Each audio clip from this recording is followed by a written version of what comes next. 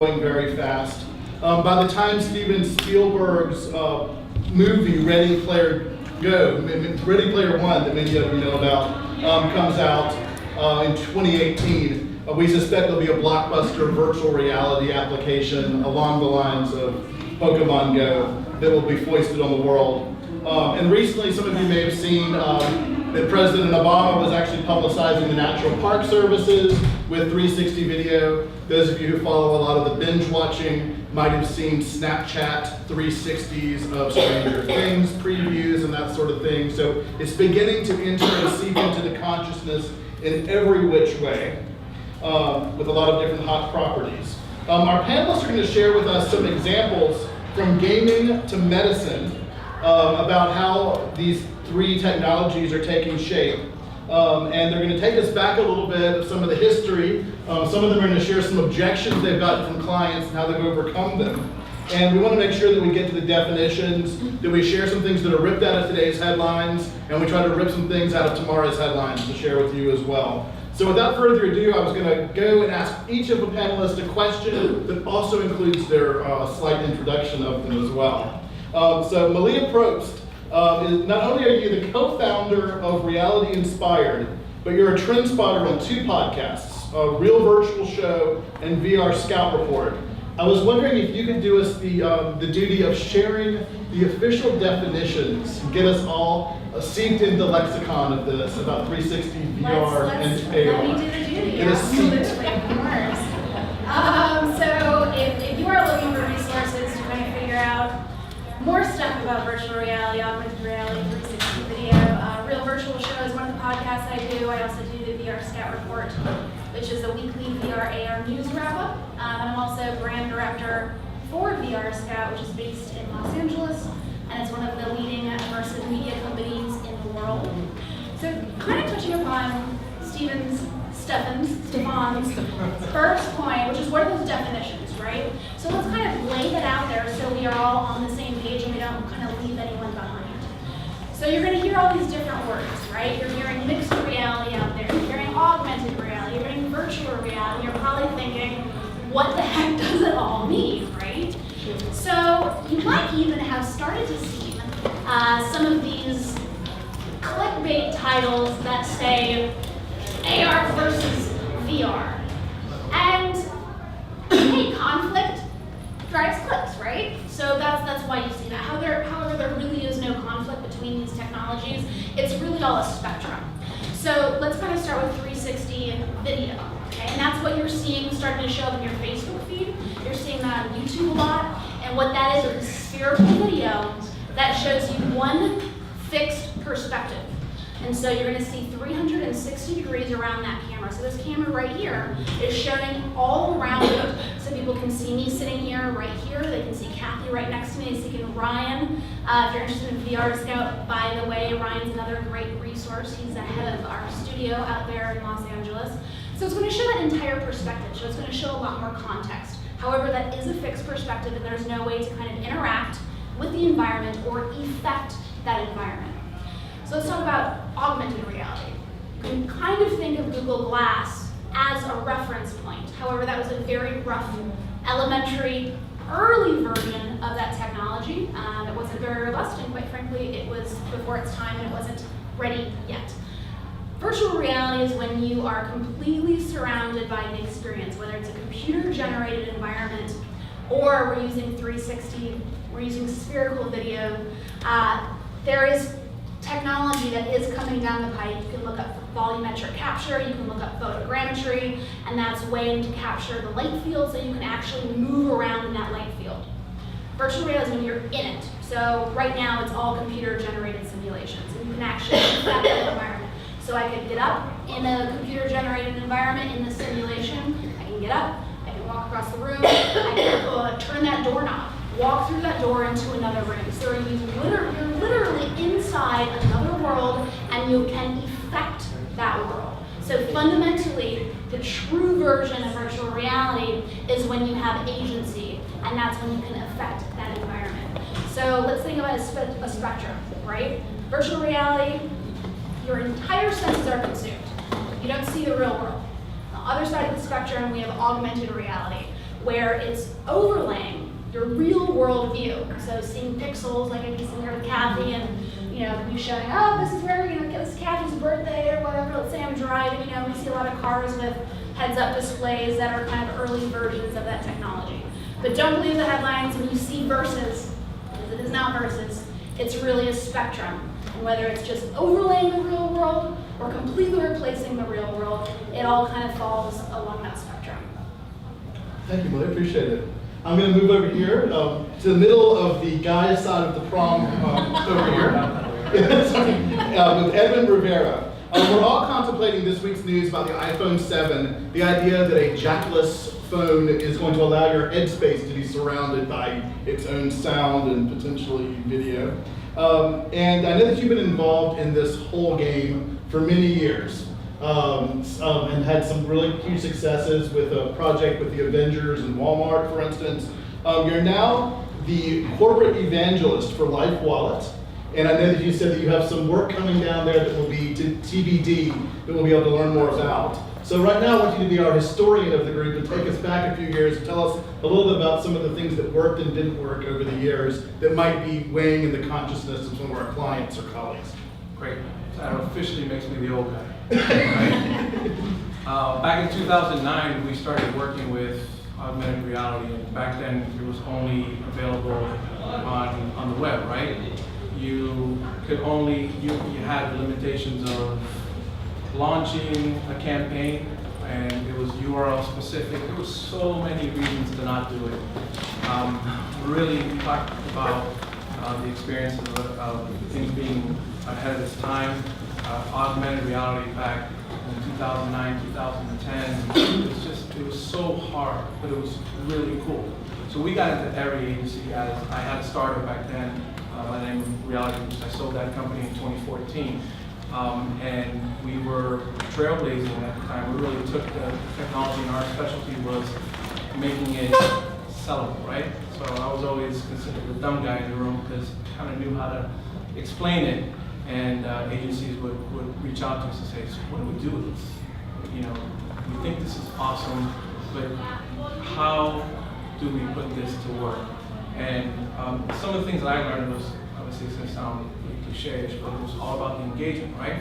We did a project for a cruise line that had, what we did was we had a fixed TV outside of one of the duty-free stores, and we were handing out paper wristbands, and from the people that were coming off the cruise ships, and everyone was like, so what's this? Well, put it on and go hold it up to the screen.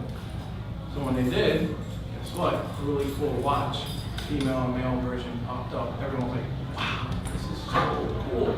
Sold 0 watches, drove 0 traffic into the store, but it was really cool. Right? You learned. Listen, and this is what you have to keep in mind with this new technology. Usually the guys who adopt it first, the folks inside the brands, the folks inside the retail organizations, they usually get promoted because they get a lot of buzz, right? They use it to ride their career wave up. I know there's one guy here in Miami that he's been with 3 companies, he's a good friend of mine, and he always comes to me up, right, so what do you got now? What do you have now? But he used augmented reality. He was actually the guy who took that chance. We were one of the first companies to activate T-shirts. So we pitched to the consumer. We thought it was a great idea to hold up the phone and have something happen on your T-shirt, right? Great idea. But here's a small detail. If the T-shirt's ugly, no matter what it does, people are still not going to buy it. So there was another hard lesson. So we had this whole line. It hit the Target stores, it hit Macy's, and yeah, it didn't sell too well. But it opened the door for Walmart, and this is an example that I think Stephen wanted us to share today. So because we were hawking these T-shirts, right? We had our manufacturer with us, and we went out. We got invited to Bentonville, and we went out there and we sat with the director of the innovation committee head, and we went into one of their cubbyholes. You know, that's how Walmart is. Everybody goes into the same little cubbyholes. I was just excited to be there, and I was excited that we were going to sell our T-shirts. So the meeting kicked off, and the member's name, Brent, says, hey guys, listen, love your t-shirts, we're gonna buy it. No problem. I get it, it's really cool. I can tell in his voice that it's gimmicky, I'm gonna sell shirts, you know, this is cool, we're gonna do this. But then he looked at me and said, but I wanna know, can you guys build us an app? And I'm gonna tell you guys, that was the first time that I was able to be a part of a project that really had legs, because the guy knew what he wanted. He said, I want you guys to build us an app that involves AR. I want you guys to bring people into the store, and when they're in the store, move them around from department to department. Okay, great. And he goes, oh, by the way, pretty sure we're gonna get you guys the rights to use the Avengers movie, the new Marvel Avengers movie that's coming out in 2012. So I start fanboying because I'm a big fanboy of Marvel. I'm like, are you kidding me? This is Walmart asking me to build an app using AR that I've been toiling for the last 3 years. Somebody finally gets it. I had to contain myself from jumping up and down. Iron Man and the Hulk are going to be your support. Exactly. So we concepted the app out. We came back with a first-person shooter game. And this is going to sound really familiar, right? Basically, we used AR to activate an experience in the store. Right? So the Marvel brand brought them in, and I'll never forget the day of course, I had to watch it at midnight. I watched the Avengers movie when it came out at midnight with my kids, and all of a sudden, boom, our commercial came out. Walmart superhero AR. I'm like, my kids were like, hey Dad, isn't that your app? That was like that moment. Yeah, that was an awesome day. It still didn't make me cool. It was good. But they knew how to do it, and we got. Of course, Walmart wouldn't share the number of impressions they had. You know, they don't share anything. But their YouTube channel had, compared to the normal views, it was 300% higher, and they did really well, so well that they asked us to do something for the Spider-Man movie that came out shortly thereafter. What I learned from that was the tech is really cool, but you better find a way to align yourself with a brand that has legs and a group of consumers that are engaged with that brand, right? Nobody cares about that watch. They're on vacation, they didn't want to go see a watch, even no matter how cool it was. Nobody cared about a t-shirt. Because people just, when they buy t-shirts, they're buying it for their reasons. But Marvel has a lot of fans, and we'll talk about Pokemon Go in a second because I have a story about that too. But it was a lesson that I learned with Walmart, and they knew how to execute it. They knew how to roll out this emerging tech, unlike anyone else to date. And still, I showed that app around, and people were like, "Oh, I never saw that. That was really cool."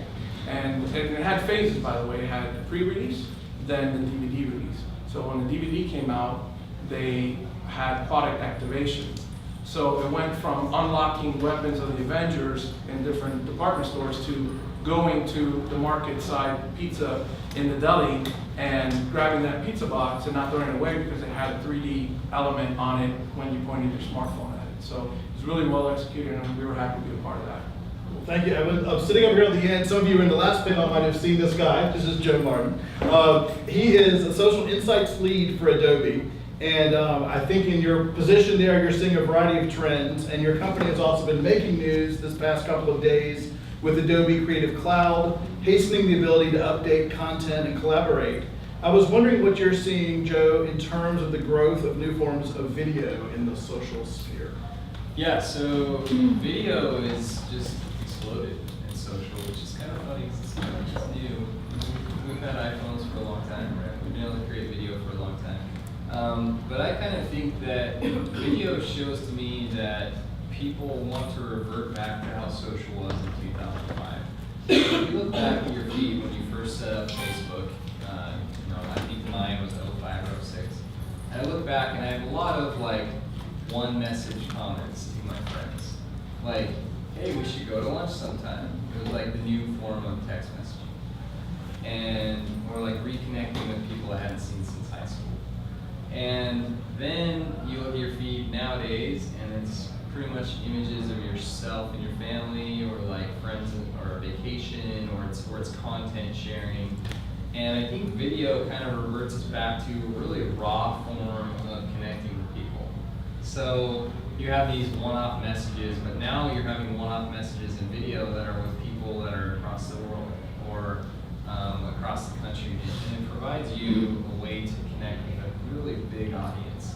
So Adobe really embraced Facebook Live and Periscope right when they first came out, and we kind of use them mostly for like nonprofit type stuff. Like we do these feed projects where we get 1,000 employees and we have an assembly line. We're like putting together these food packages that we send out to like a country that was hit by a disaster or something like that.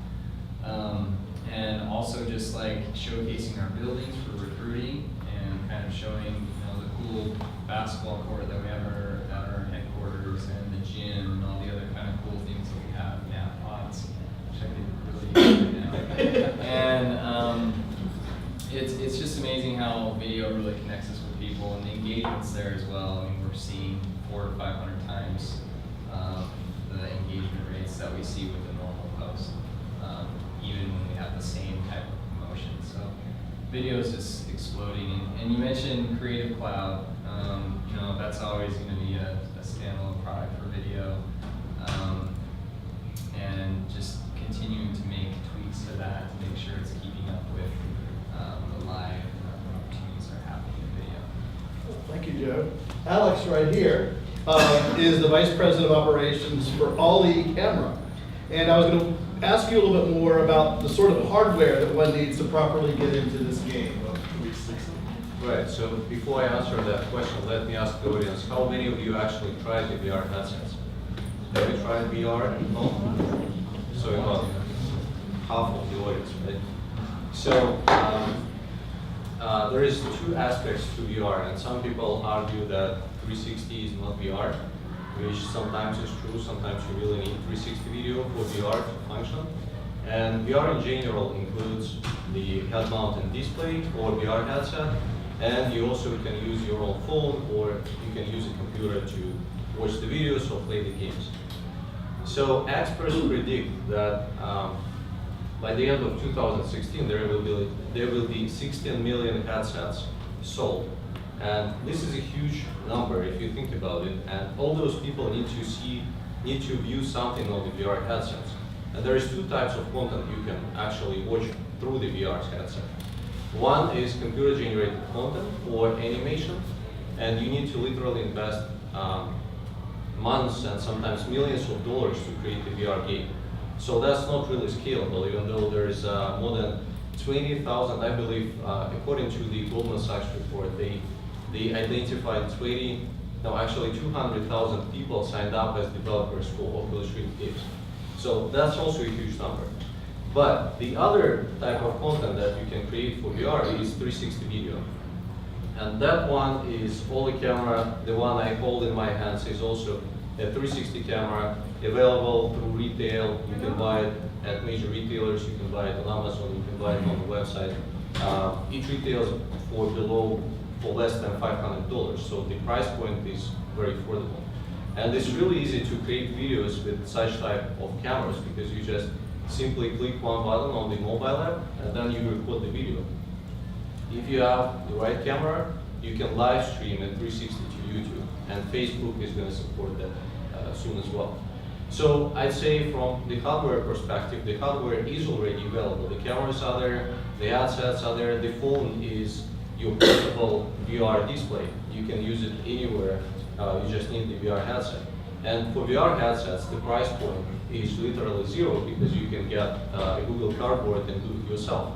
You have patterns available online, so you can actually do it on your own.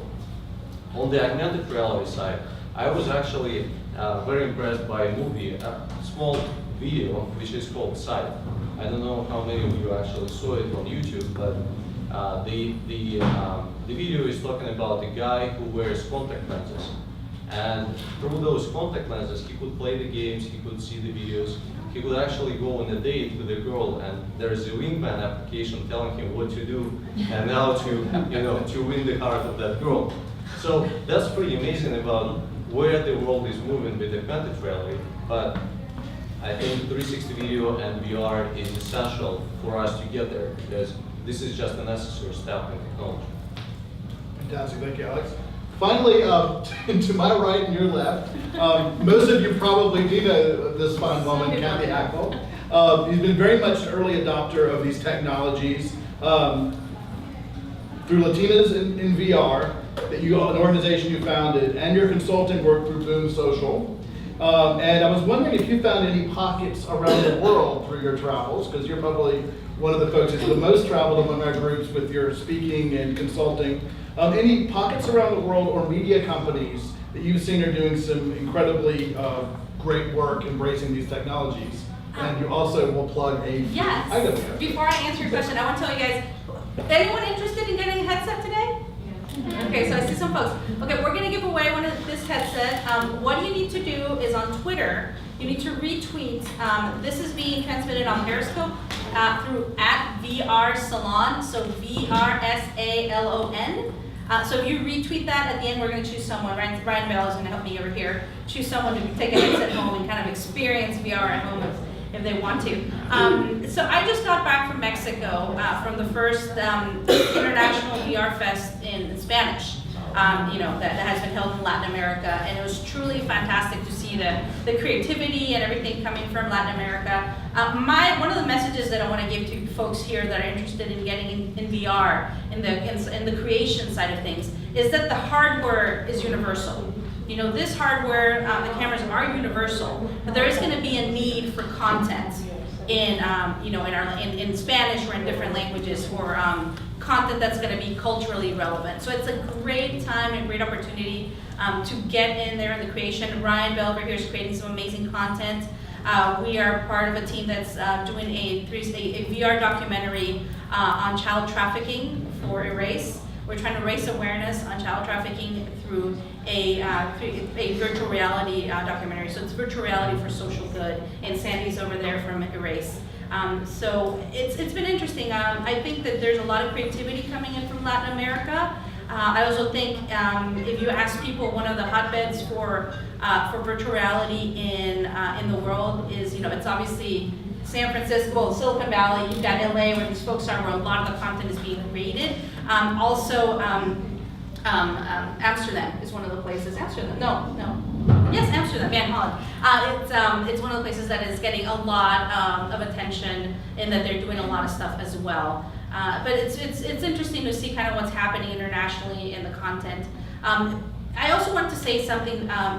This is the thing. I first started in VR. I heard about it and I thought about it. I really, didn't experience it.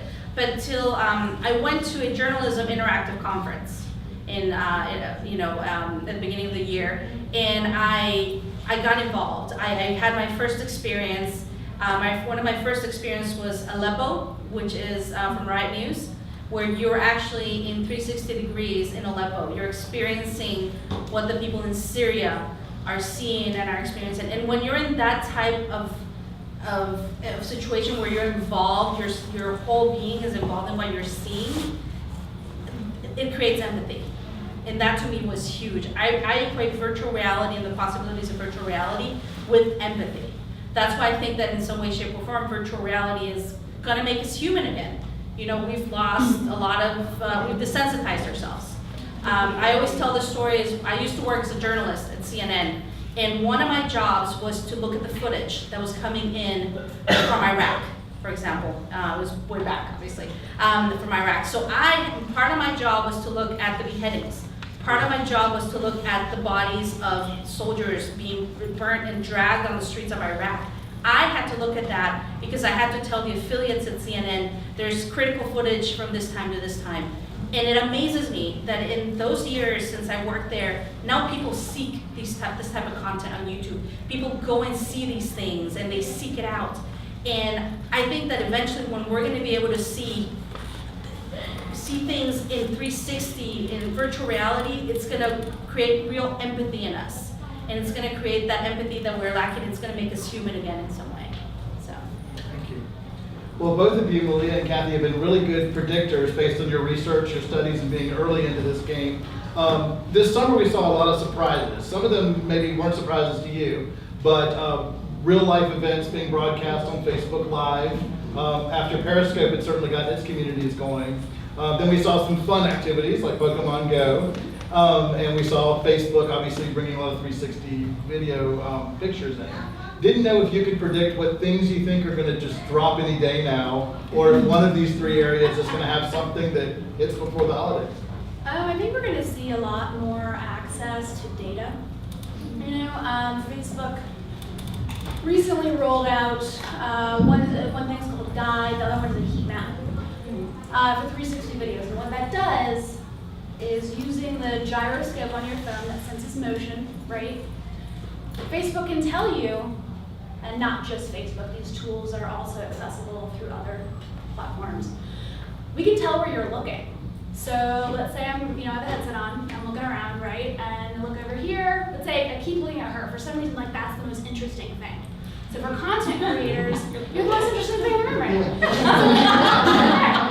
So for content creators, for people who are in marketing, for people in advertising, for people who are in branding, knowing where people are looking, volunteering to look is so important, not to just judge the performance of that one piece of content, but also to inform your future content releases, right?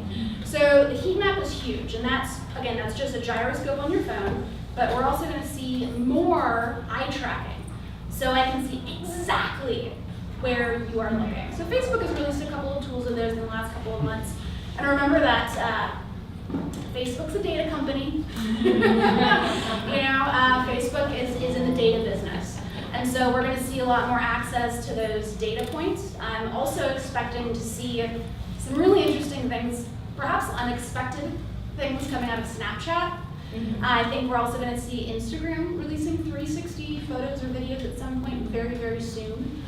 With Snapchat, they just started in August. They did a thing with Sony's movie. It's called Don't Breathe. Yeah, that was fantastic. They did those couple of 360 ads on there. Snapchat has also been building out their team in a big way, from augmented reality, virtual reality, hardware, sunglasses designers, eyewear designers. They have a partnership in the past with Warby Parker. They do a lot of facial capture stuff, those lenses, those filters that you see. That's pretty heavy technology. So I think we're going to see perhaps some augmented reality hardware come out of Snapchat, perhaps sooner rather than later. Well, I think that there's two trends that are coming up that are important: Halloween and Christmas. Okay, so you're gonna see a lot of more games on your phone with augmented reality for Halloween, where you're gonna be able to hunt ghosts and hunt monsters and all kinds of creatures in your own house. Just really freaky if you're into that kind of thing. But yeah, you're gonna see a lot more people using this for Halloween. And then for Christmas, forget it. I mean, Best Buy is gonna have, I don't even know how many stations where you're gonna be able to try the PlayStation VR in the store. It's gonna be a really hot item. And the reason I really believe this is happening is I went to TJ Maxx, okay? TJ Maxx, not a tech store, it's not Best Buy. And all of a sudden I saw, and I have this on my Facebook, a whole shelf, like 2 shelves full of VR headsets. And I was like, I'm at TJ Maxx, what's up with that? So, I was like, I bought a few headsets and then, went to check out. And when I was checking out, the cashier was probably in her 50s, probably not very tech savvy, who knows. And I said, hey, are you guys gonna restock these virtual reality headsets? And she was like, oh yeah, they told us in a meeting that it was gonna be really big for Christmas. So that is telling me something huge. That is telling me something really big when it comes to trends that are coming down the line. And yes, it's starting with the headsets, it's starting with our phones, but eventually it's gonna be, either a contact lens or who knows what it's gonna turn into. But if you're not paying attention, you need to pay attention because this is not slowing down. It's not a fad, it's not gonna go anywhere. Thank you for going out on a limb with some trends. At Social Media Week LA a few weeks ago, I guess, They were talking about how big the Ghostbusters movie app was gonna be. I mean, maybe the Madame Tussauds thing in New York is bigger than the movie ended up being. As it turned out, the movie might make more money internationally soon. Yeah. But it'll be interesting if we have Pikachu under our Christmas tree or anything like that. I'm gonna start over here with Edwin on this one and bring it up open to the group. I was wondering how you envision virtual reality affecting our daily lives. Wow. And you don't have to start that one. No, that's great, man. Look, you know, with the work that I'm doing at LifeWalk right now, you know, definitely AR and VR is on our radar. Think about this: healthcare and virtual reality, right? Veterans and virtual reality. I'm a veteran. I get my healthcare at the VA, and I see a lot of folks at the VA that need help. And this technology will be used to help people. You can count on it. You talk about the level, right? Well, a lot of PTSD, you know, situations are, and full disclosure, I diagnosed PTSD. I'm a veteran from Desert Storm. You said Iraq and you're like really old. I'm like, oh my gosh, I'm ancient then. The first Gulf War. And, you know, back then there wasn't a lot of ways to identify stuff and not a lot of tools to help you cope with it. Augmented reality and more so VR are going to help change people's lives. So it's really exciting to be able to be a part of that. We do have that on our roadmap at LifeWallet. I'd share what we're doing in detail, but well, it's a small group, not a lot of influencers here, right? It's not like Just everybody on Earth. it's not like it's gonna get out now. I'm just kidding. Please share, I know. please share. So You're awesome. I'm being sarcastic. We're gonna include that, and it's gonna be a part of healthcare very soon. At least from my perspective, that's how it's gonna impact beyond branding, right? Well, and how about like, you know, the veteran angle with spending Christmas dinner with your loved ones? You're in desert or you're in Iraq, you know, or Afghanistan, and you put on a VR headset and you're having dinner with your family for Christmas instead of, you know, a Skype call. Did anybody think about that? Is that something that you guys are you know, being in the audience, thinking that this stuff can be used for? Because, I mean, when you take a step back, the technology is only as good as the application, the real world applications, right? Again, really cool, but how's it gonna help?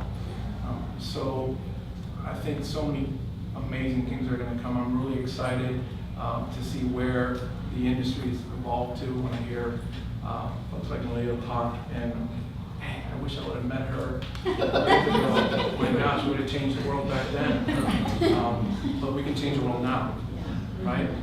So I think it's important.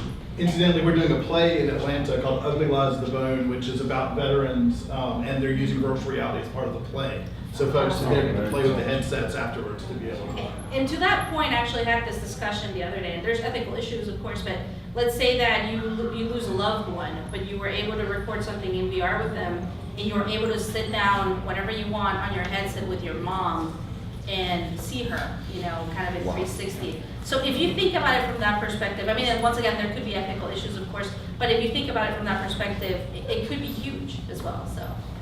Alex, from a brass tack standpoint, how could folks who are entrepreneurs or consultants or anyone in this room get their first equipment most easily that's going to help them to get engaged in this the fastest? Yeah, well, I mean, first of all, I do think that the effect of virtual reality and augmented reality, 360 video in general on our lives is going to be groundbreaking. There is no absolutely no doubt about it.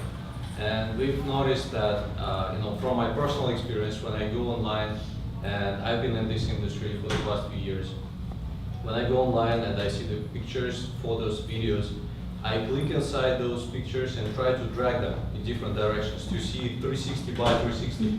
And I'm very often surprised that I can't still do that with many websites and many pictures, because the way how it works on the computer, when you have a 360 video, you click inside and drag it, and then you can see everything from around the camera, basically. So we noticed that the industries that are picking up this technology first is healthcare, real estate, and travel. And those are really big industries that really try to use this technology to their benefit. For example, speaking about TJ Maxx and some other stores, Lowe's, for example, has established polar rooms in 20 of their locations, including 3 in Florida, where you can try to see how you remodel your house, and you can play with it, and you can choose whatever you like. Sotheby's Real Estate started to sell luxury real estate through VR.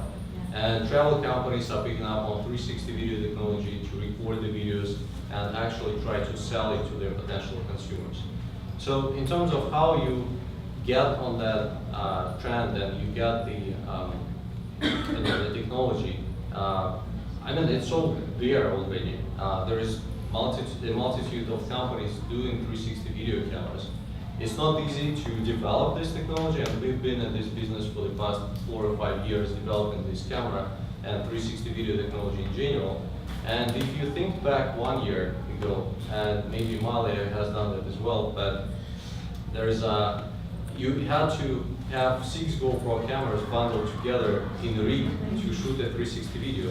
And then you would spend countless hours stitching those videos together and making sure that the stitches are less visible, and you still couldn't get rid of those.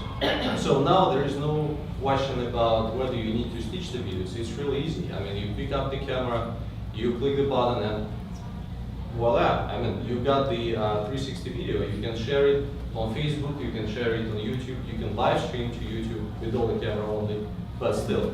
And other companies are going to catch up as well. So, we think that this technology is changing the lives, and we will never think about the world the way we do right now. Joe, I know you've done a lot of research on Generation Z.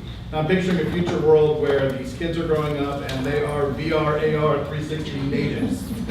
Wow. I know, they just had this all the time. Anything else that you've studied about how that could impact social or video? Yeah, so I have a confession.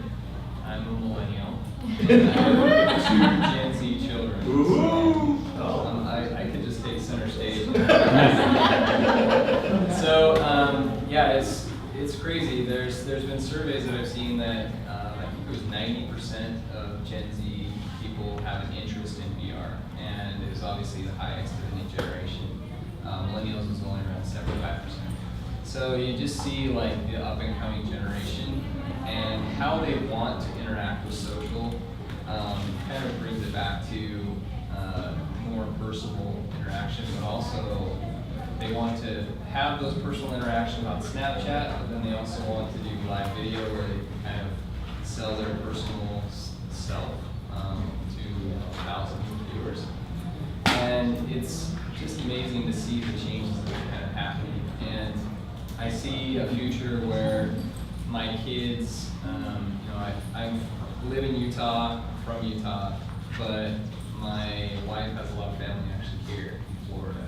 So I see potential of my kids being able to put on a VR headset with a family member here in Florida, and we get to have dinner together, or we get to go on a family trip to, maybe we go to the Louvre in Paris, and we're all kind of touring the Louvre together, even though we're in 3 separate places. Obviously, it doesn't replace going to the actual place, but it creates this social opportunity to go to somewhere with your family and friends that may be in different locations. And it's certainly something that we're keeping an eye on at Adobe.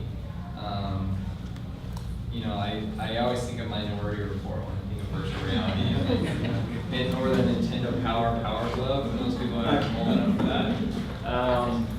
But at Adobe, we just announced some really cool things with Creative Cloud, and I'm not even on that side of the business, but I was aware of it, where it'll automatically detect a VR video that you're uploading into Premiere, or it'll help you with elements. So it's not hard to see a VR headset and some sort of gloves instead of the mouse, where you're actually designing something, a medical device or something else that may take more of a hands-on approach in the future versus just using the mouse and shortcuts on your keyboard.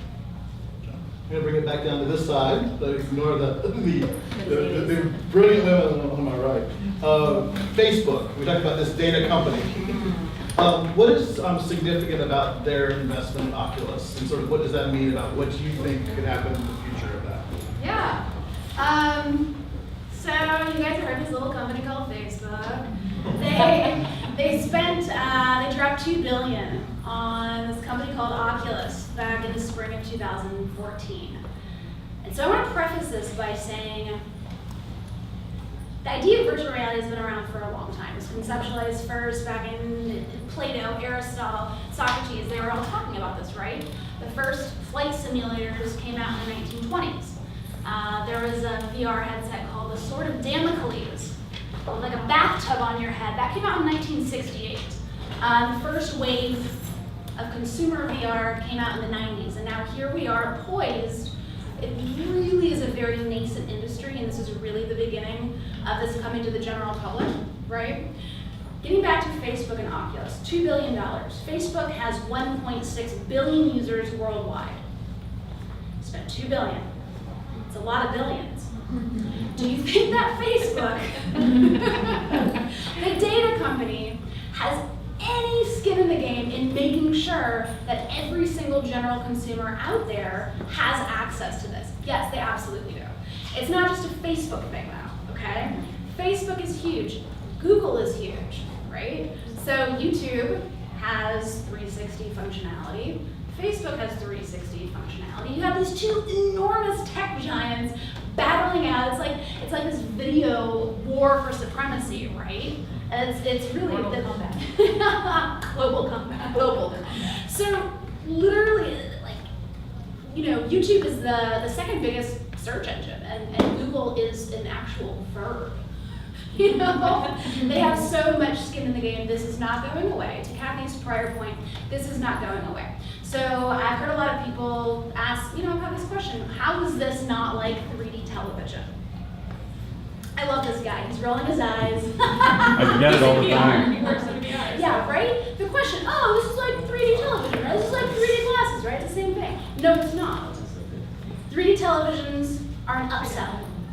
They're an add-on. It's a value add to the same fundamental technology. However, what we're talking about here is the next computing platform. This is spatial computing.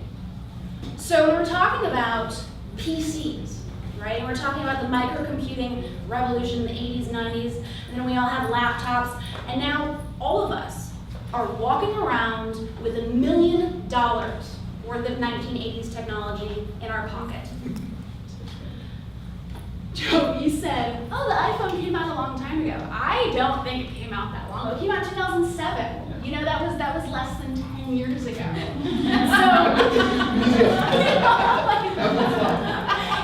He must be younger than I am. So the iPhone came out in 2007, right? That's less than a decade ago. And so now we are all walking around with one of these in our pockets, perhaps multiple. I have another phone in my purse right there. So when we see that type of adoption over a decade, kind of think of it like that, all right? We are not in the iPhone era yet. That type of beautiful aesthetic product has not been released yet, but we are pre-iPhone era, honestly. And so over the next 10 years or so, I think we're going to see an enormous rise in adoption. So many people are going to be able to have access to these devices. They're going to get smaller and smaller and smaller. We're walking around with fashionable sunglasses or contact lenses. Well, and to that point, even here in Florida, anyone know Magic Leap? Okay, who's heard of Magic Leap? That's based here in Florida, guys. And Magic Leap is like, if I tell someone in VR Magic Leap, they're like, oh my gosh. Like, I met someone that knows someone that works at Magic Leap yesterday, and I was freaking out. I was like, is Nina here or no? I was completely freaking out. I was like, you know someone at Magic Leap? But the owner of Magic Leap, actually, and you told me this, Eric. Eric, right? Yes, absolutely, Yeah. Kathy. He told me that the owner of Magic Leap had said that he's in some way creating what is going to be the next computer. You know, what's going to replace the computer. So I think to your point, it's completely valid. But there's things like that are being created here in Dana Beach, up here in Fort Lauderdale. So you don't have to be in Silicon Valley. You don't have to be in LA to create content and be part of this revolution. And then Mark Zuckerberg said it. He said it at the beginning of the year in Barcelona, and he said it again a couple weeks ago. VR is going to be the most social platform. That is what he's trying to do. It's about VR not being this experience that you have individually. It's eventually going to be a social experience. There's already social VR, but you know what he's saying is that this is going to become a very social experience. Last night, I attended a comedy show in a virtual reality space. It's called AltSpace. Mhm. I attended, there was a comedian named Reggie Watts, and I was sitting in my hotel room right down the street in Miami, and with about 500 other people around the world watching Reggie Watts perform in virtual reality. I was sitting in bed. And so we're gonna see more and more and more of that. Well, recently, I mean, I think you got invited too to the preview of this TV show that's coming out, you know, Halcyon? Oh, The preview of the TV show is being done in Outspace. The press cast, junket. the press junket. I went to that. Yes. And it was on virtual reality. You got to ask questions to the cast and everything in Outspace VR, like in this virtual reality space. It was quite interesting to watch. I think it brings up an interesting conversation about marketing to the tech and not the generation. So Google actually filed a patent for contacts a couple of years ago. But we are all adopters of mobile, like you said, even if it's only been 10 years. I didn't grow up with cell phones, by the way. I didn't get it until 2007. But it's less about Gen Z, to kind of what I talked about earlier. It's more about adopters of virtual reality. So you're going to have a segment of people that adopted initially, kind of like the early adopter, innovator, late adopter type model. And so instead of marketers craving for that millennial dollars, it would be marketers craving for people that are using virtual reality and their content focused around that. Inc. magazine was talking about how it's going to change the focus of ticket sales. The idea that you go to a Taylor Swift concert or get that coveted Hamilton ticket and just be sitting right there in the audience, and what's that going to cost? It's a new revenue stream, yeah. Fights. Football. UFC. Absolutely. They're Yeah, we did some interesting fighter boxing matches in 360, and a company called NextVR signed a 5-year deal with Fox Sports to broadcast live in 360. And so when you have a set number of seats at the 50-yard line or on courtside, right? Why wouldn't you pop up a 360 camera and then let's say that seat costs $10,000? Why wouldn't you then sell that seat for $10 to 1 million people? In true choose your own adventure fashion, I want to toggle some of your questions in with mine. So, yes, ma'am, right here on the second line. Hey. Please. I have a question, maybe it's like a little too far, but is there a point, is it too close to a point where your phone will be able to do 360 videos and you'll be able to have these experiences without that device? It'll be something you'll be able to do like with your iPhone? Are we too far from that? The question is, how soon can you use the phone for the recording? There is an add-on to the iPhone actually. I think it's called i360, something like that. I haven't actually seen that one. I haven't played with it. I think it's a little bit rudimentary at this point. However, yeah, absolutely, for sure. One of the problems is like the director's view. Like, how do you have a director's view when the camera sees everything? Where do you hide the crew? Where do you hide the director? Spike Lee and Woody Allen would just cast himself. That's Roger very Moore. true. Yes. Part of it, yeah. Yes, your question. Well, filming in 360 degree is, complicated, as Ryan can attest. And when I've been trying to film, you put the camera and you run. Because, you got to try to hide yourself before you could go. So it's quite interesting. More like Wile E. Coyote. Yeah. There's actually a number of companies in Hollywood. I personally talked to them, and they are looking to experiment with 360 videos. But there's still, and I'm sure you know, there is a company called Jaunt, like the best financed company in VR. They have raised $100 million from different companies, including Disney. So Hollywood businesses are really looking at VR and 360 and how they're going to use 360 video for storytelling. They still didn't figure it out, but it's really an interesting game to be in. And still early stages, but still, I think we'll see very, very interesting movies and everything going out in 360. So. Do you have a question behind the phone? Can I just make Yeah, a quick please do. comment to that? There's actually already a short film, called Henry, which is virtual reality. They made history, was that last week? Last week, and actually won an Emmy. So this is, you know, from Oculus, what's it called? Oculus Story Studio. And so yeah, I mean, this is already, it's coming, I mean, it's coming to a theater near you, for real. It's anytime, so. Hi, I just wanted to say thank you, first of all, you've been great. My name is Ana Ruiz. I'm a content creator and social media strategist. I'm known here in Miami for a project called Pineapple Citizen.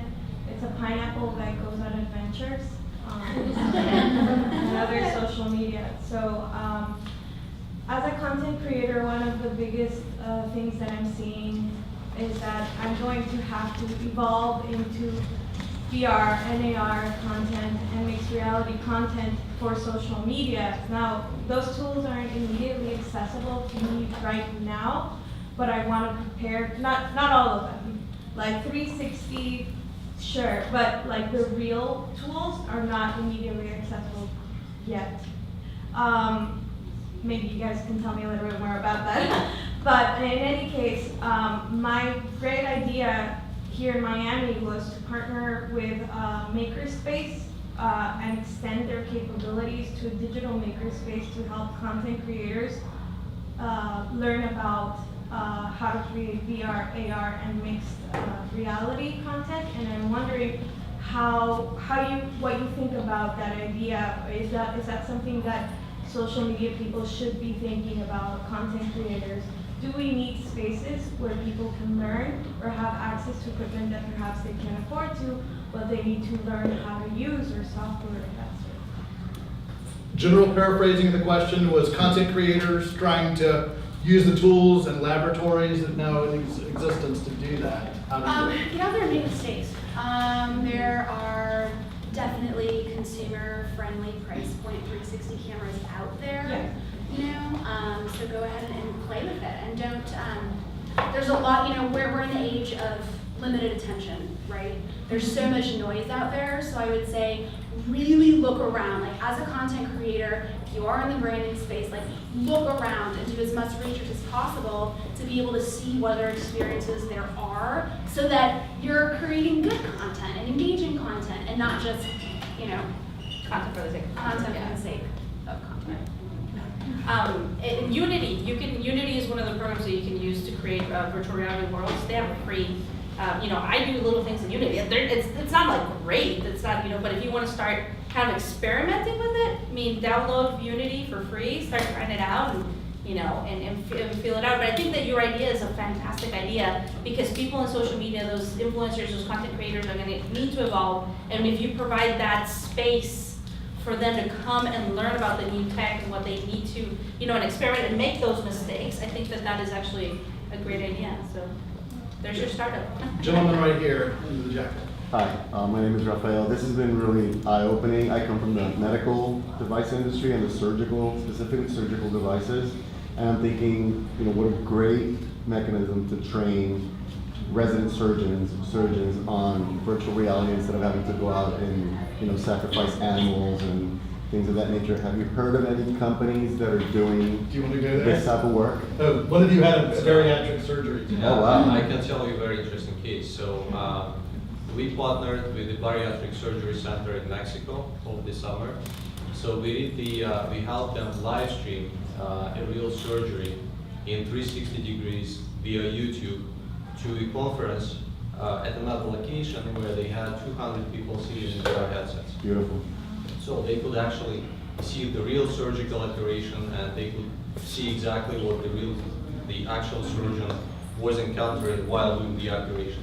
And I mean, definitely, healthcare, surgeries, this is just one of the first industries to pick up this technology. We've also had conversations with other hospitals and doctors and surgeons in different countries, not only in the US. Right. But I personally spoke with someone in South Africa. I had a conversation with somebody from London. They are really interested in doing these surgeries, and the event that we have done is the first event of that type. Wow. And everybody loved that, because this really gives so much opportunities to people to learn. And the only way for a student to learn how to do surgeries is to actually be there. Exactly. Right? So with 360 video, And with the technology that allows you to stream surgery, this learning curve becomes much smaller. You know, Absolutely. people get the knowledge faster, they learn faster, they make fewer mistakes. Absolutely. So that's something that we, for example, have been working on recently. Great. We'll do our last question on the front row. That's quite a lot. Ooh, you're special. Are there any, that's what she said. Are there any, are there any? Please proceed. No, I lost my train of thought. Sorry. Are there any cameras or any casings or housings to be able to do this technology inside the water? Yes, The question was, can you do this underwater? yes, yes. Yes, You you can do like can. a custom casing, and then the Samsung 360 camera also has a waterproof casing. So yes, take it underwater and go swim with sharks. There's 360 movies at Disney, I'll start having There's, those scenes. there is one of the social influencers, Ryan Steinhofsen. He knows him really well. And he asked us, he came to interview our company here in Florida, and he asked us this question. So we actually started to develop this case, and we have that in the office. We are experimenting with the camera, and we have what we call a crazy scientist. That guy is amazing. He's doing real, very interesting stuff. And he has created the flying hoverboard, and he's working on all these types of interesting things. He has created the casing for the camera that can go underwater. And to turn on the camera, you just need to. It's all wireless. I mean, you can just turn on the magnet, and the camera is on.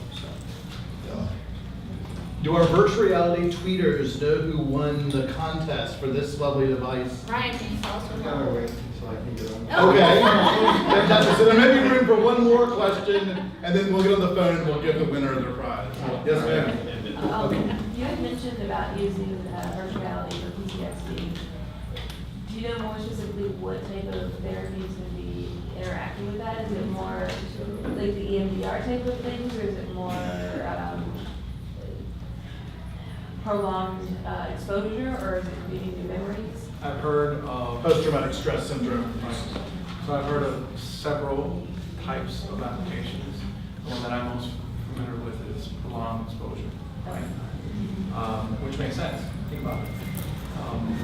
But look, you're going to see so many developments in that space, and I think that the fact that you can go back, I reminisce on my experience. I always remember crossing the line of departure, going into Kuwait City, and bombs exploded.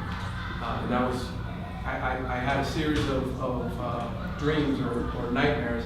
It was always the same thing, right? So I could see where this could help, and taking you back, kind of having you experience that again, and hey, everything's all right. So I think we're going to help so many people, again, with this technology, but you're going to need early adopters, okay? You're going to need advocates. That's some of the objections that we received early on came from really smart people who didn't want to take a risk. They did not want to be the person that recommended this new gimmick and it failed. So you need people who aren't scared of failing. One of the things I remember the most was I recommended a program where you had consumers running around the city, and there was geolocation spots that unlocked animals. This was in 2011. Doesn't that sound familiar? Pokemon Go in 2011.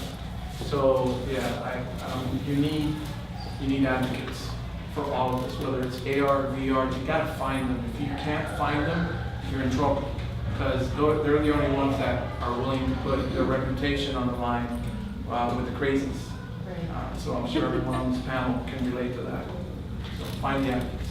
Real quickly with the medical thing, PTSD is a great use case. You can look at a lot of research that's been done since the mid-90s at USC, University of Washington is another place, Stanford's another place, Virginia Tech is another great example. So treating PTSD for veterans is a phenomenal use case. And then you also might be particularly interested in CERT. You should check out Cedars-Sinai in Los Angeles. They're doing amazing work for pain distraction, and there's a lot of really, really, really fantastic research that came out of the University of Washington utilizing virtual reality as a pain distraction technique. And so by putting burn victims, the most painful part of recuperation as a burn victim is when your wounds are being cleaned. And so during that process, what they would do is they would put virtual reality headsets on these burn victims. And so that using virtual reality as a pain distraction was shown to have the exact same efficacy as morphine.